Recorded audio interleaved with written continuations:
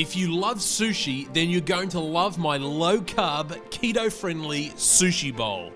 Great to share and so easy to make and take to work, you won't believe how good this tastes. He's got budget meals for families, delicious new recipes. Bring your friends over, let's make it and share. It's Nicko's kitchen where satisfying meals are prepared. So firstly, we need to prep our cauliflower, which is going to be our rice substitute.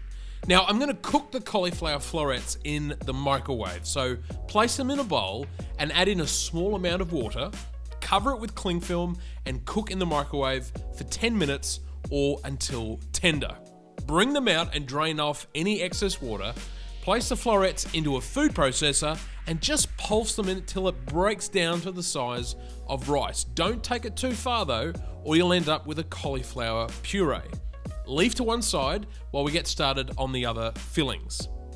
So for the protein, I'm using crab meat. You can use tuna or chicken, it's completely up to you. To the crab, I add whole egg mayonnaise along with some sriracha sauce, which goes so well with the crab. It wouldn't be sushi without adding some wasabi, and I also hit it with some sesame oil and season with salt. Stir everything together really well and leave aside. To assemble the sushi bowl, firstly I add in the cauliflower rice. On top I place our creamy crab mixture, and then I start adding my toppings. I love having some colour as well as flavour, so I hit it with some red cabbage, some sliced radish, grated carrot, and some zucchini or cucumber. And of course I want that seaweed element, so I've chopped up some seaweed sheets and just scatter them around. And I also place on some sliced avocado. Finally, I top with sesame seeds and serve.